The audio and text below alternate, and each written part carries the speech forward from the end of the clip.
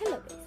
അപ്പോൾ ഇന്നത്തെ സ്റ്റോറി എന്ന് വെച്ചിട്ടുണ്ടെങ്കിൽ എന്നെ എൻ്റെ മമ്മി ബ്യൂട്ടി പാർലറിലെ ചേച്ചിയും കൂടെ ചതിച്ചൊരു കഥയാണ്. അതായത് ചതി എന്താണെന്ന് മനസ്സിലാക്കാനുള്ള ബുദ്ധി പോലും ഇല്ലാത്ത പ്രായത്തിലാണ് അവരെന്നെ ചതിച്ചത്. ഞാൻ ചെറിയ ക്ലാസ്സിൽ പഠിക്കുന്ന സമയത്ത് മമ്മി എന്നോട് പറഞ്ഞു നമുക്ക് മുടി വെട്ടാൻ പോകാമെന്ന്. അപ്പം മുടി വെട്ടാൻ ഞാൻ നോ പറഞ്ഞെങ്കിലും മമ്മി എന്നെ മാനിപ്പുലേറ്റ് ചെയ്തു, നമുക്ക് ബ്യൂട്ടി പാർലറിൽ പോയി മുടി വെട്ടാമെന്നും പറഞ്ഞു. അപ്പം അതെന്തോ വലിയ കാര്യമാണെന്നുള്ള രീതിയിൽ ഞാൻ ഓക്കെയും പറഞ്ഞു പോയി.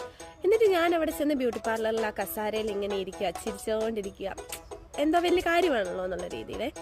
അങ്ങനെ ഇരുന്ന് കഴിഞ്ഞപ്പം ആ ചേച്ചി ഏത് സ്റ്റൈലിലാണ് മുടി വെട്ടണ്ടേന്നൊക്കെ ചോദിച്ചപ്പം ഇങ്ങനെ അവരിങ്ങനെ ഡിസ്കസ് ചെയ്യുക മമ്മി ആ ചേച്ചിയും കൂടെ. അന്നേരം ബോബ് കട്ട് ചെയ്യാന്ന് പറഞ്ഞപ്പം എനിക്കറിയത്തില്ലോ എന്ത് ബോബ് കട്ട് ഏത് ബോബ് കട്ട്, ഞാൻ ഓക്കെ എന്നുള്ള രീതിയിൽ നിന്നു. അങ്ങനെ പറഞ്ഞു കഴിഞ്ഞപ്പം എനിക്കറിയത്തില്ല, മമ്മി കണ്ണും കൈയൊക്കെ കാണിച്ച് അത് തന്നെ മതി എന്നുള്ള രീതിയിൽ നിൽക്കുക.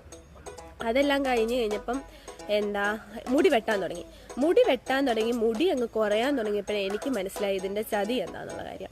കാരണം എന്താണെന്ന് ചോദിച്ചാൽ മുടി വെട്ടി വന്നപ്പം മുടിയുണ്ടോ ഇല്ല, എന്നിട്ട് മൊട്ടയാണോ അതും അല്ലാത്ത രീതിയിൽ ബോയ് കെട്ടൊന്നും പറയാൻ പറ്റത്തില്ല. അതേപോലെ ഒരു മുടിവെട്ടൽ വെട്ടി. എൻ്റെ തലയിൽ മുടിയില്ല, ഇച്ചിരി മുടിയൊക്കെ ഉള്ളൂ. അതേപോലെ വെട്ടി വന്നപ്പോൾ കുളമായതാണോ എന്ന് ലാസ്റ്റ് എനിക്ക് മനസ്സിലാവുന്നില്ല, മനസ്സിലാക്കാനുള്ള ബോധമില്ലല്ലോ. നോക്കുമ്പോൾ എൻ്റെ തലയിൽ മുടിയില്ല. ഒരുമാതിരി ചെക്കൻ കൊച്ചിനെ പോലെ ഞാൻ ആ കടയിൽ നിന്ന് ഇറങ്ങിയത്. കരഞ്ഞിട്ട് കാര്യമില്ല. കാരണം എന്താണെന്ന് വെച്ചാൽ ഇനിയിപ്പോൾ എന്തായാലും മുടി വളരാണ്ടൊന്നും ചെയ്യാനും പറ്റത്തില്ല.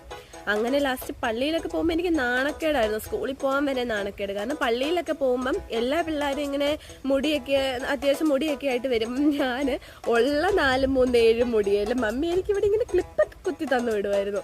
എന്തിനാ ക്ലിപ്പിന്റെ തലയെ പോലും ഇരിക്കത്തില്ല. നോക്കുമ്പോൾ എൻ്റെ തലയിൽ എന്തോ ഇങ്ങനെ വലിയൊരു സാധനം ഇങ്ങനെ ഇരിക്കുന്ന പോലെ ആ ക്ലിപ്പൊക്കെ ഇരിക്കുന്നത്. അങ്ങനെ എന്നെ മമ്മിയും വീട്ടുകാരും ബോധമില്ലാത്ത പ്രായത്തിൽ എന്നെ ചതിച്ചിട്ടുണ്ട് ഗൈസ്.